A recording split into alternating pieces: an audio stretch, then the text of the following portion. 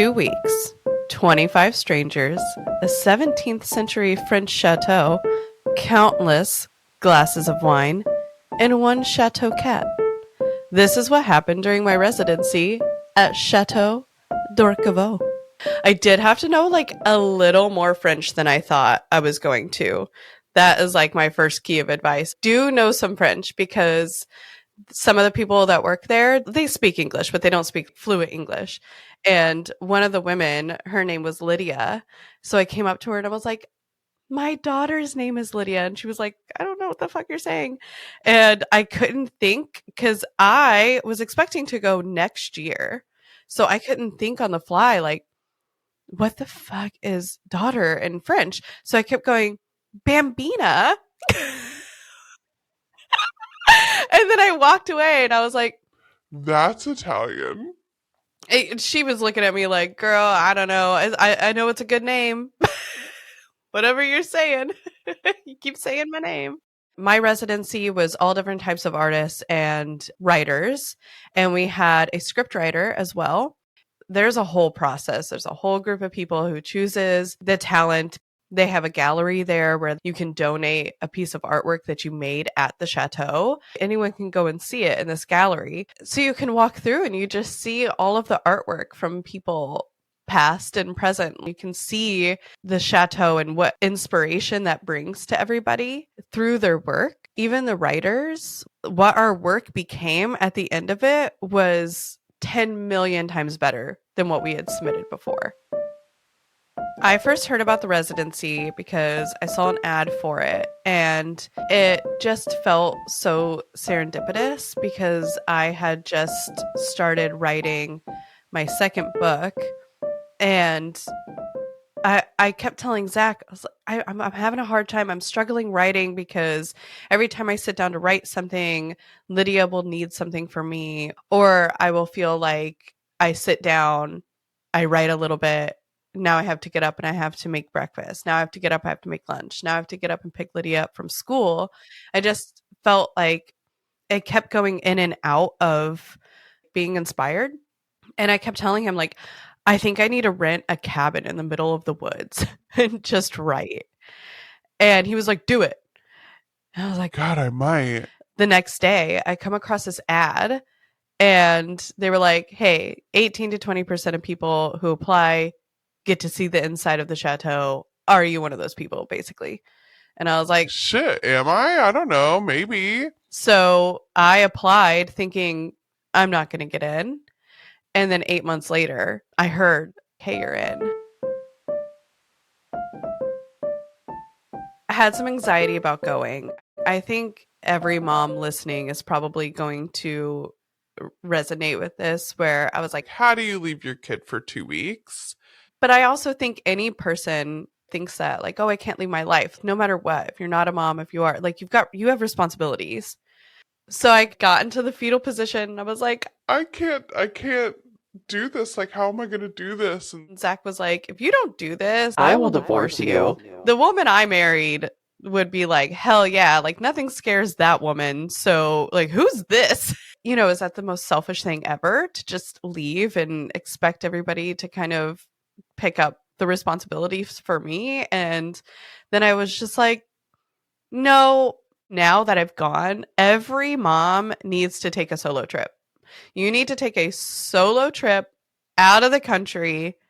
You are important, but you're not the only person who can do all of the stuff you do. You can leave and do your own shit and have dreams. That was the kicker. That's what sent me there. I was like, I think it's important for my daughter to see her mom have dreams, go get them, have goals, apply for shit still. Like, just because I became a mom doesn't mean that my life ends. Like, I think if I had seen that growing up, I probably would have wanted to be a mom. Like, growing up, I didn't want to be a mom because I was like, dude, your life ends. Like, it's done. Before leaving, I stressed so hard about, is Zach going to be able to do this?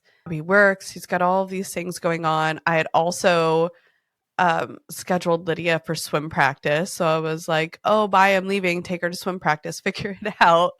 I normally do all of that. I'm normally the one to take her and do things. I don't really miss out on firsts. I missed her first swim practice. Now I'm like, yeah, you can miss out on shit. It's okay. You didn't give a loser a baby. That's the thing. Like, there are women who can't do things because unfortunately they had a baby with a loser. I didn't have a baby with a loser, so I can leave. And they had the most fun. When I came back, Lydia was like, "Hey, I missed you a lot, but Dad and I had a lot of fun." I'm like, "That's amazing."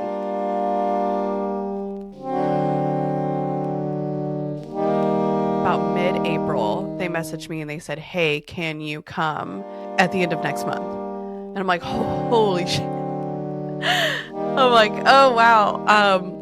I'm the type of person, I have to prepare for months to leave somewhere. I have to have everything perfectly curated.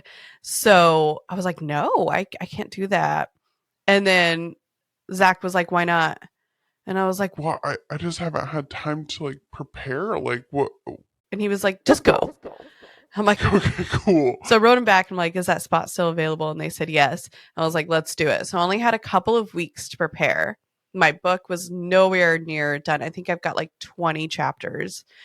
You do need some writing done before you go because there's an open mic you're going to want to speak at. There's a writer's circle that you have to submit work to. And there's a writer's open studio that you have to present 10 minutes of your work. So you are going to want to have work done. You can't just go not having anything. I think I had the perfect amount of work. Going into the writer's circle, people kept saying, yeah, your writing's good, but like you're funny. Like, I want you to be funny. I want humor in here, and I want this and I want more. So I completely changed a lot of my book. And if I had had a finished book, I think that would have been really difficult. It was 100% with the right people. Because I'm also a big believer that if the universe puts something in your path, there's a reason. Like, there's a reason why out of everybody, they emailed me and said, do you want to come to this residency? When I said no, they were like, well, if you change your mind, I think this would be really, really good for you. I was like, why? It was intriguing. And now I know, like, I was with the perfect people. I needed to be there with those people. The first moment where I was like, wow, these people care not only about their work, they care about other people's work. Just for instance, I submitted some writing to the writer's circle.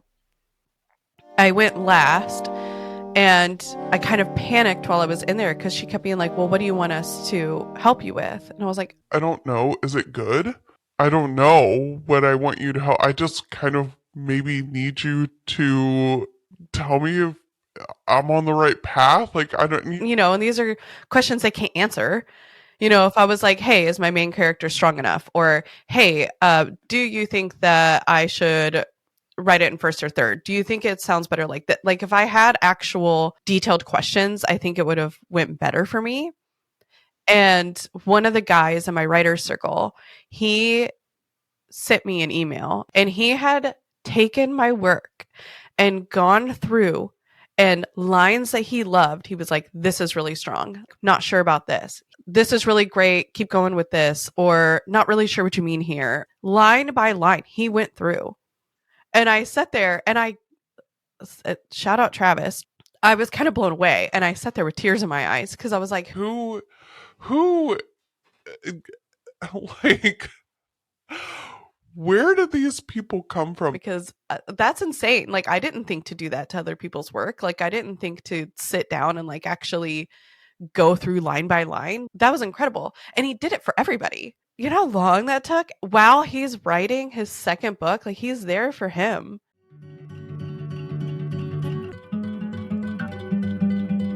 About a year and a half ago, I put out part 1 to my book series, Good, Clean, Fun. I really just wanted to concentrate on part 2, and we're about, I guess, a week and a half in, and I did just that. And his wife came with him. His wife's his editor, and she was just a fantastic human.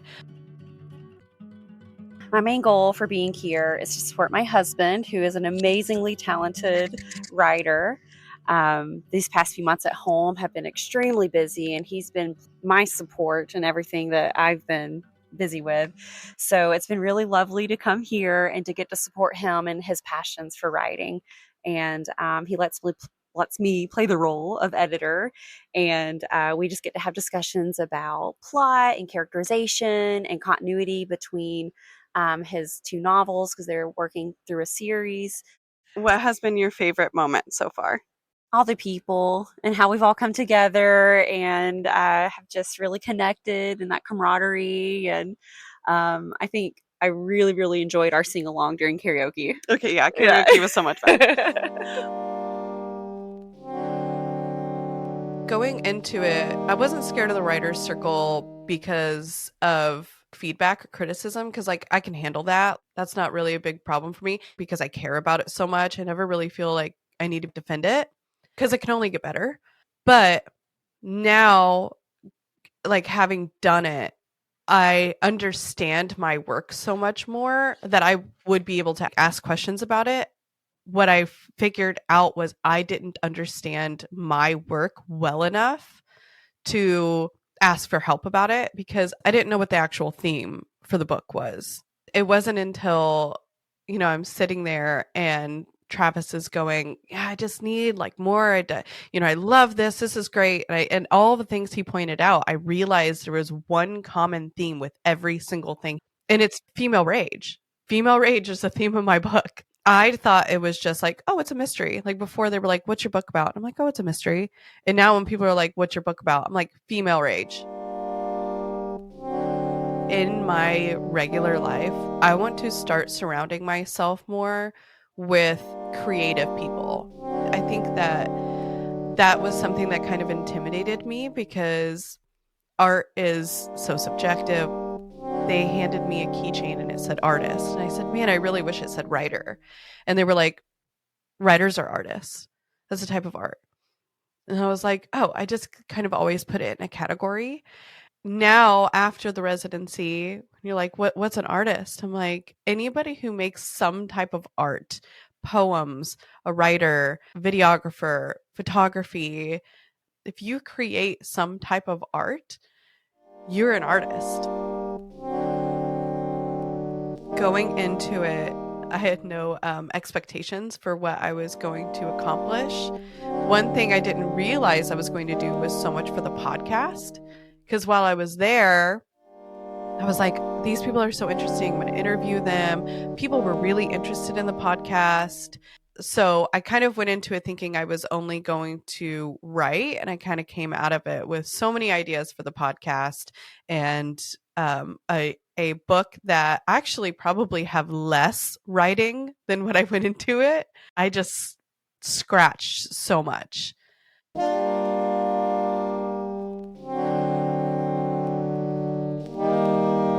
So I think one thing that writers struggle with, at least this was the consensus at the residency, and this has been in my life as well, is showing and not telling.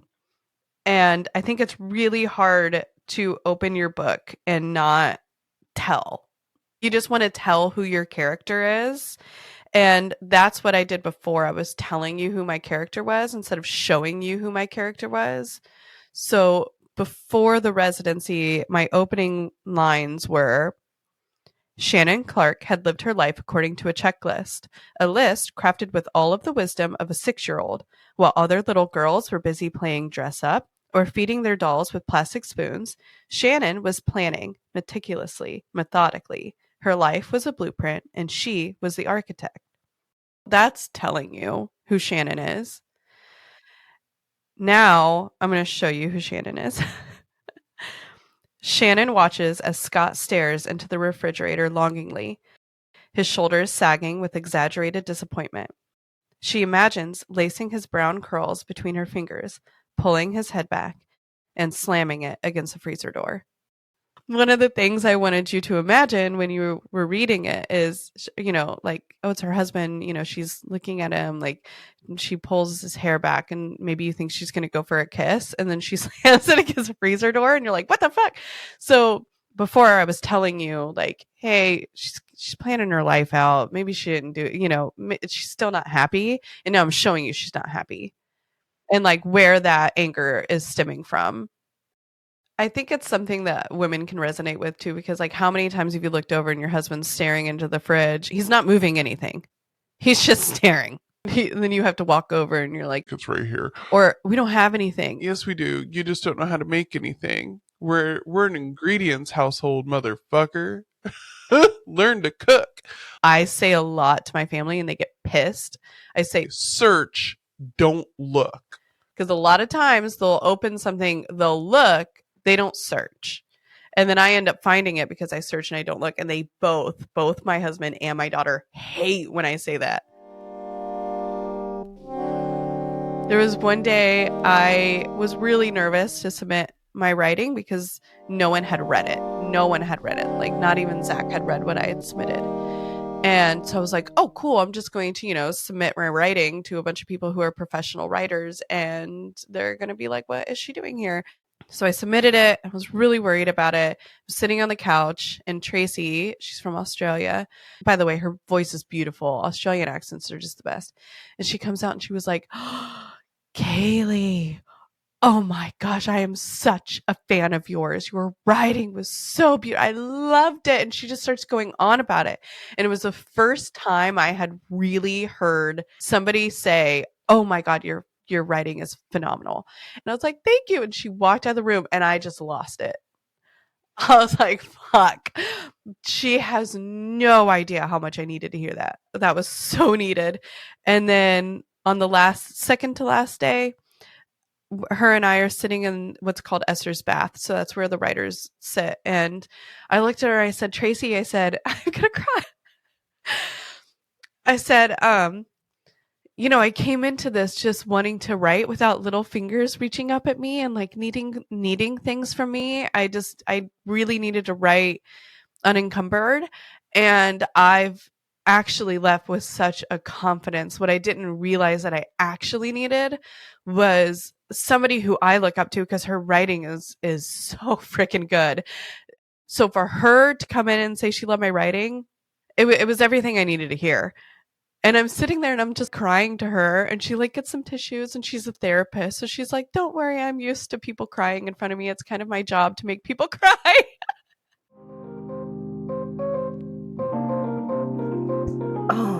Oh gosh. I think one of them, I think there have been several. One of them was listening to other people's work in the salon. That was really precious. It was gorgeous. And another has been traveling around to all of the visual artists' studios and looking at their work, which is incredibly diverse. And I've realized, wow, I'm surrounded by incredible talent. So that's been wonderful. And then the other part of that was listening to my writing colleagues in the Writers' Circle. That was mind-blowingly wonderful. I didn't realize I would come out of it with truly experienced such platonic love for every single human who was there. Knowing what I know now, pack as light as possible and just not bring so much baggage to the chateau. Honestly, bring all the emotional baggage though. Save room in your suitcase for all the emotional baggage because whether you want it or not, like it will come out. Like I feel like everything that had been pent up that I just like couldn't say or feel because I didn't have time to just came out. When you spend 2 weeks just totally immersed in your art, you are going to be so surprised by how emotional that fucking shit makes you.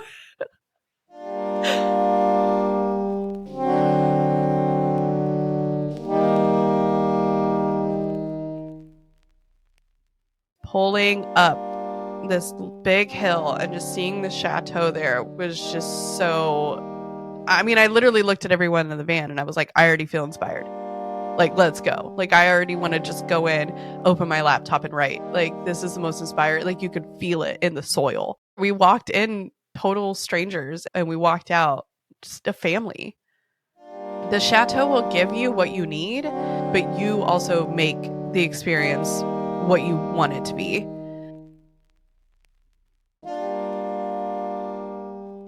You only get out from the experience what you put into it. Every single mom needs to take a solo trip. And I'm not talking like, oh, I'm going to go next state over, spend a couple of days in Chicago. I mean, I want you to get on a long haul flight. I want you to go your ass to Europe, wherever. I need you to take a solo trip. You're going to find out so much about yourself, but also you're going to find out that the wheel still turns without you. You might be what holds your family together, but I promise you they will make it without you. You need to be by yourself, because how often do moms get that experience? I don't even know a time when I've had my house to myself. Oh, and people are going to be dicks. People are going to be dicks about you leaving your family behind because, I don't know, we like to do that. Someone made a joke about, oh, you just abandoned your family. And I'm like, if there was a dad here, you wouldn't say shit. I'm just saying. Like, there was another mom there. She had a 10-month-old, and it was just really, really nice being there with her, because neither of us were like, oh, we're so sad. Like, we were both like, go us. Go us for being here and picking men who can handle being dads. And also, I couldn't have done that without my mom. I don't know. I came home with just a new appreciation for my life, and I missed my kid, which I thought I had missed her before. Like, I went on a trip and it was like 7 days, and I was like, I miss Lydia. But like, I didn't realize, because I was working so hard on my stuff, like how much I missed her, until I got into the car and I was like, oh. So I kind of held it in until that moment, which was really nice. While I was at the Château, people were nice enough to let me interview them. And let's hear what they have to say. What did you come to the Château hoping to accomplish? I wanted to write something that was more personal and less profitable, and make a lot of new friends doing it. I came to the Château hoping to accomplish some unwinding, rest, and just completely focusing on painting. I love it. So I came to create landscape paintings and to really also work on some architectural paintings, because I just love the European architecture. I came to have uninterrupted time to write, and I came with a new project to work on, and no, I'm not telling you what it is. I came hoping to focus on work that I would make when I go to get my master's this fall. But I've had sort of like a creative block, so I was hoping to just get my hands dirty and explore and start creating. I hope to get a really good start on my novel, which is experimental and magic realism, and it combines poetry and prose. I came hoping to get a ton of paintings done. Did you? No. Well, I was going to paint the finest art I could, and write the best of whatever I was writing. That was what I had, small goals, which, of course, didn't come about. Oh, I'm sure. Well, not the best paintings. I gave up that yesterday afternoon. So I wanted to have. Oh wait, do I say it? I'm so happy to be on here. I wanted to create. I wanted to have an experience where I can meet other creatives, and I have a space where I can create myself. Because my studio is quite small back home, so I think the intention was to meet other people and just see what inspires me as I work here. And I'm leaving with a very long list of books to read and movies to watch. I wanted to work on becoming more expressive with my painting and really capture the light in color. Just to make a lot of artwork that I hope is Something's good. What did you come to the Château hoping to accomplish? I really wanted to come here and experience a new space. Also meet different artists, not only just painters, but writers, musicians I was hoping for. We don't have a musician. Oh, yeah, we do. Yes, we do. So, yeah, I think I like to put myself in new situations and see how that can inspire me as an artist. I came here to get out of a creative rut. It had been almost 9 months of almost no painting. 2 very mediocre paintings in those 9 months, so it was good to like shake the rust off here. Besides writing and eating good food, I wanted to start writing poetry again. I have not written poetry since my last book a few years ago. I was doing prose all the time. So there was always that thought, maybe I have written my last poem. There's, the poem bank is closed for good. So, and I was also came to be working on some new essays, prose, like personal essays. And so the poems have been coming, kind of like, shooting out of like Evel Knievel on his motorcycle over the canyon, just bang. So that's what I've come to do. I also came to hang out with people like you and all the other wonderful artists who are here, and just jabber around the tables, and then my wife and I were here a year and a half ago, so I knew how glorious the landscape is too.